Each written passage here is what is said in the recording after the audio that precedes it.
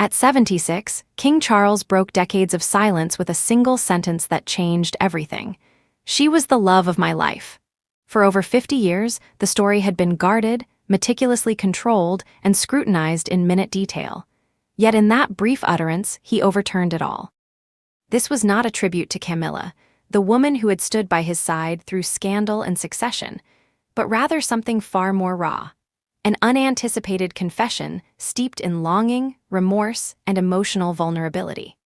For the very first time, the man groomed from birth to be king allowed his crown to slip, revealing the inner soul of someone who had loved and perhaps lost more profoundly than anyone ever imagined. It was never meant to be this way. Charles had dedicated his life to prioritizing duty over desire and tradition over truth. The monarchy demands silence, stability, and sacrifice, and for many years he had given all of that. Every smile during a balcony appearance, every wave, every handshake was carefully honed by generations of protocol. Love was secondary, or so the world was led to believe. The romantic narrative destined for him was rigidly scripted. Camilla was the constant, Diana was the disruption. Camilla was the woman he had awaited, while Diana was the one who altered everything. However, this confession, delivered not with the pomp of royalty, but with the weary sigh of a man nearing the end of his life, forced everyone to confront a painful question. Had we misunderstood it all? In that solitary line, everything changed. "She was the love of my life" was not my wife, not my partner, not the queen, but simply she. The declaration, deliberate and haunting, dripped with an unspoken truth. The identity, while not stated outright, was unmistakable. Diana, the woman who had once stood beside him at the altar, the woman with whom he had shared 2 children, the woman whose passing had shocked the world and sullied the crown for decades. Charles had always spoken about her with caution, his words wrapped in regal euphemisms. But now, the mask had finally fallen. This was no mere moment of reflection. It was a reckoning that laid bare the fragile human being hidden beneath royal armor.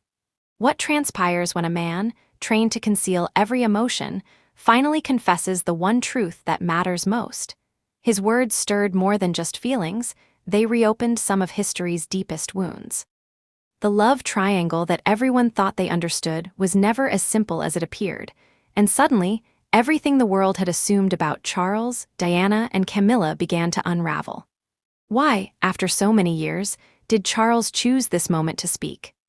Was it guilt, a desperate bid to set the record straight before it was too late, or simply the purest form of regret, the kind that grows louder with age? For sometimes the heart waits until the world grows quiet to finally scream its truth. And Charles, once the silent prince turned king, had finally screamed his. Yet to grasp the significance of this confession, one must return to the origins of it all. Their story did not commence with love at first sight. It began with someone else entirely. In the autumn of 1977, Prince Charles arrived at Althorpe House, his attention captured by Lady Sarah Spencer, the poised, confident older sister of a young girl who lingered at the edges.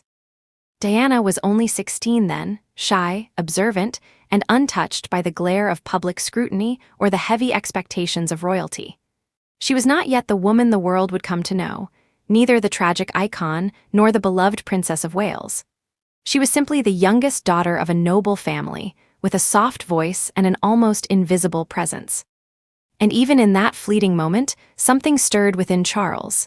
He might not have understood it at the time, but the quiet girl in the background had left an indelible mark, faint, yet unforgettable. At that moment, Charles was in his late 20s, already burdened by whispers of duty and the pressure of a dynasty. The clock was ticking, the world was watching, and his bachelorhood was under ever-growing scrutiny, becoming a national conversation. Sarah, with her charm and extensive connections, seemed on paper to be a fitting match. Their brief romance followed the familiar path of royal flirtation, polite, strategic, and ultimately unremarkable. Yet fate had other plans. While Charles was preoccupied with Sarah, Diana remained in the background, unnoticed by the public yet silently unforgettable. There was something about her that lingered in his mind, not exactly attraction or romance at that time, but a curious feeling that refused to vanish long after the moment had passed. Diana, though young and impressionable, remembered being struck by Charles's presence, his royal stature, his conversation, and the aura that enveloped him. To her, he was not merely a prince but a symbol of something far removed from her quiet existence. Their interaction was brief, hardly enough to mark a beginning, but it was sufficient to spark the first glimmer of a story that would eventually capture and shatter millions of hearts. Charles stood waiting, his figure regal yet his posture stiff and his eyes distant, devoid of any warmth or shared joy. Observers dismissed it as nerves, but those who knew the couple well recognized it as something far more chilling, an emotional chasm that single ceremony could not bridge. Even during the vows, Diana mistakenly reversed the order of Charles's names, a seemingly harmless slip that, to many, symbolized just how unfamiliar they truly were. Then, Charles quietly chose to omit the promise to obey his wife, breaking with royal convention. To some, this was progressive. To others, it was a subtle refusal to surrender in a marriage already fraught with imbalance. These were not isolated incidents, but signals and clues that the fairy tale broadcast worldwide was in fact a meticulously constructed illusion. Behind palace walls, the true emotional cost was unfolding. Diana later revealed that on her wedding day, she had felt profoundly alone. She had already sensed the presence of another, Camila, and yet there she was, committing her life to a man whose heart might never truly have been hers. The pageantry intended to elevate her soon began to feel like a gilded cage. Amid the applause and celebration, she stood as the world's most adored woman, yet also as the most isolated. As they rode back in the royal carriage, waving to an ecstatic crowd, the illusion of love continued to shimmer. The world witnessed magic, but Diana foresaw a future already crumbling under the weight of expectation, secrecy, and sacrifice. The iconic balcony kiss might have sealed the public's fantasy, but it did nothing to soothe the dread that tightened in her chest. This was not the start of a genuine love story. It was the beginning of a performance demanding everything and offering nothing in return. Soon after the royal couple embarked on married life, a new challenge emerged: parenthood. With 2 sons and a fragile marriage, could children mend a union founded on tradition rather than love? In 1982, the birth of Prince William marked what many believed to be a turning point for Charles and Diana. For a fleeting moment, the chilly distance between them seemed to thaw as Charles gently placed his hand on Diana's back outside St. Mary's Hospital. The gesture appeared tender, even genuine, as Diana beamed with heartfelt joy, cradling the child she already cherished more than anything. The public watched, hopeful that parenthood might unite them in ways that love had failed to. Yet behind the flashes of cameras, the fissures in their relationship deepened. Diana immersed herself in motherhood with a fierce intensity, trying to safeguard the small sliver of happiness she could claim as her own. She was not merely a mother. She became a shield, a refuge, a constant in a realm dominated by royal protocol and emotional detachment. Her love for William was not calculated or performative. It was raw, immediate, and all-consuming. Meanwhile, Charles remained confined by the rigid expectations of his upbringing, raised in a monarchy that valued duty over emotion. His affection was expressed only in fragments: a formal nod, a polite remark, or a hand briefly placed. It was present, yet forever restrained by generations of royal stoicism. Then, in 1984, Prince Harry was born, and Diana once more surrendered herself to the role of mother. However, the joy of that moment was quickly overshadowed by a reaction that cut deeper than she had anticipated. Charles had hoped for a daughter instead, and he had even joked about Harry's red hair, a comment that Diana never forgot. To her, it was not merely a remark, but a confirmation that no matter how many children they had or how perfectly she fulfilled her royal role, she would never capture his full affection. Instead of drawing them closer, the children became mirrors reflecting the stark differences in their worldviews. Their parenting styles clashed with a quiet but fierce intensity. Diana took the boys to amusement parks, embraced them freely, knelt to their level, and listened intently. She wished for them a childhood filled with warmth, a warmth she had painstakingly cultivated amid the coldness that enveloped her. Charles, in contrast, clung to tradition, favoring structure, discipline, and emotional distance. To him, love was demonstrated through duty. While Diana's love was marked by presence, affection, and vulnerability, Their conflicting approaches meant that parenthood did nothing to heal the deep fissures between them. Instead, it made them all the more visible. The joy of watching their sons grow was forever undermined by the growing emotional chasm. Diana strove to keep the family intact, pouring her heart into their upbringing in a way Charles never could. Although the palace presented a polished version of family life for the public, behind closed doors they were simply two parents in parallel worlds.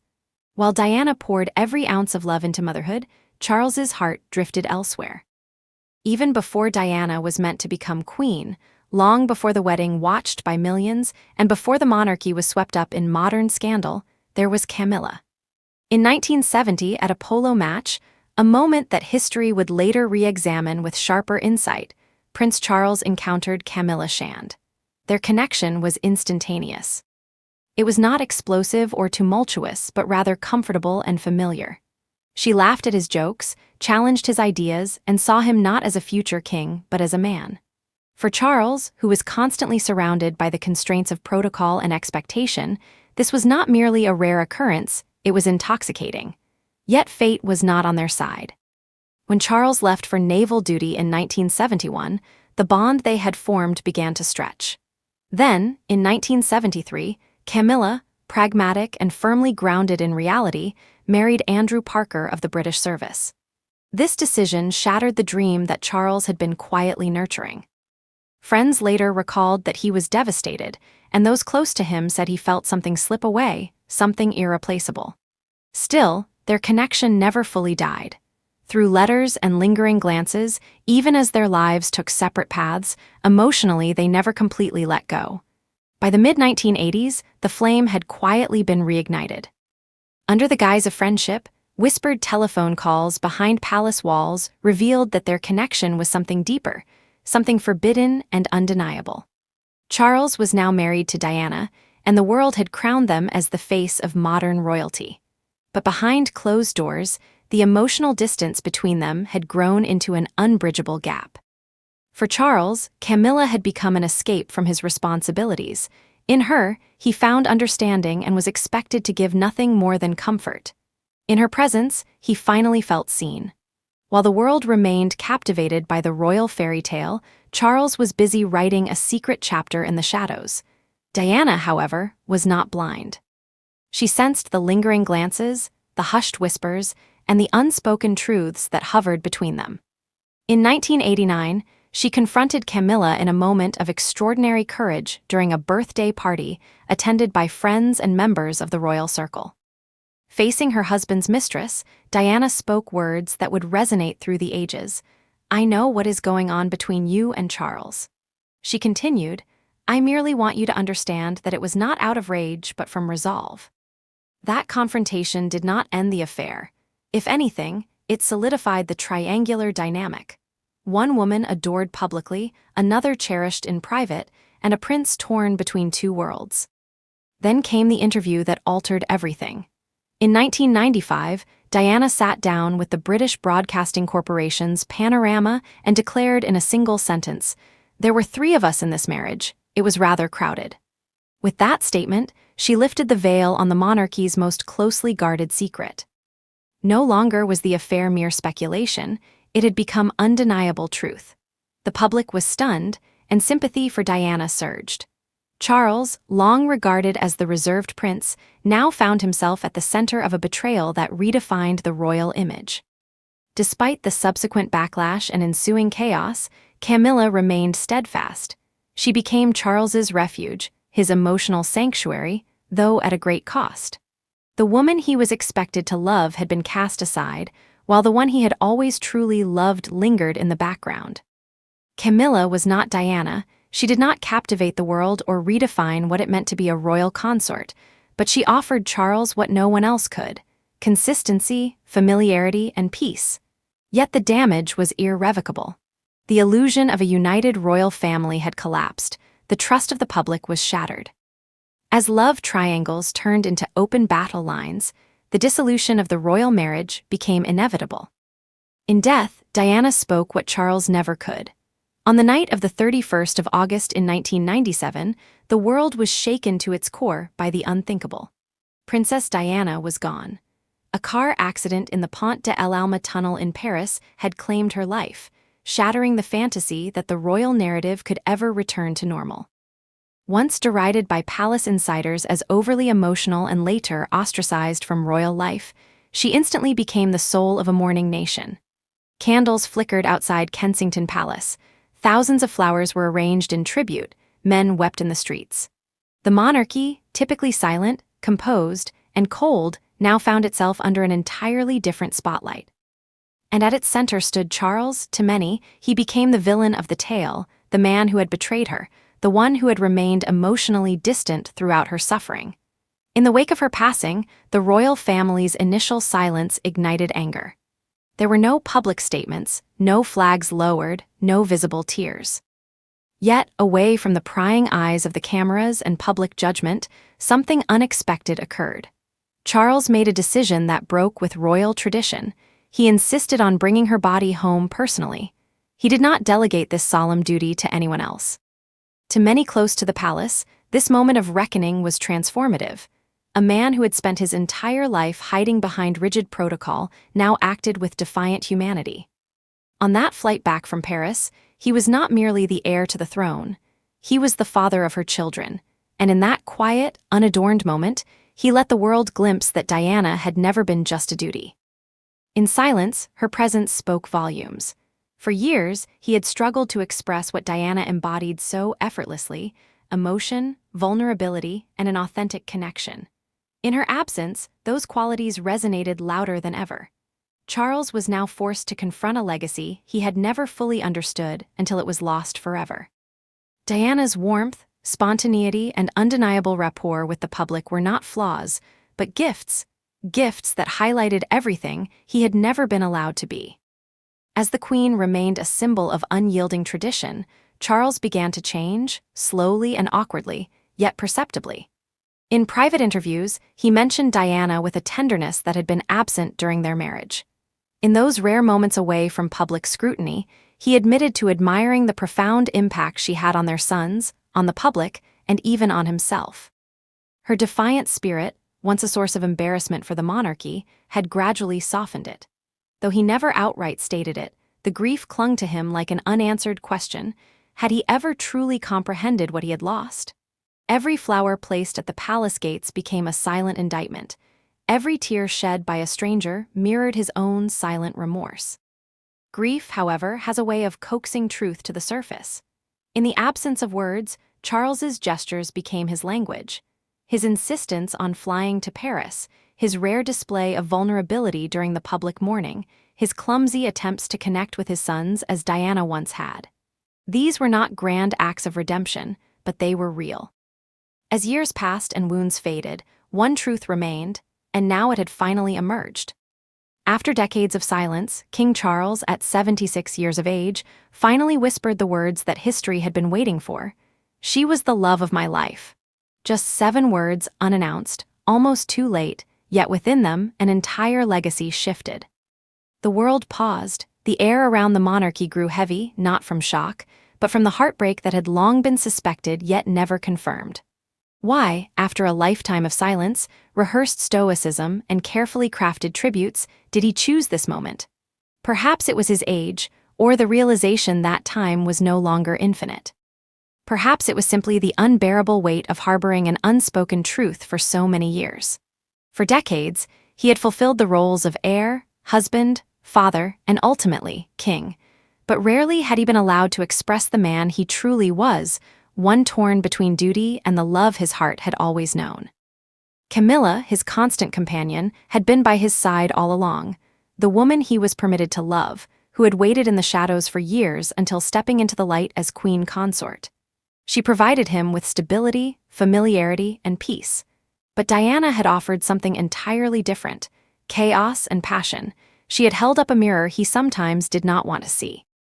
She had given him a love that disrupted legacy, a love for which she was both revered and feared.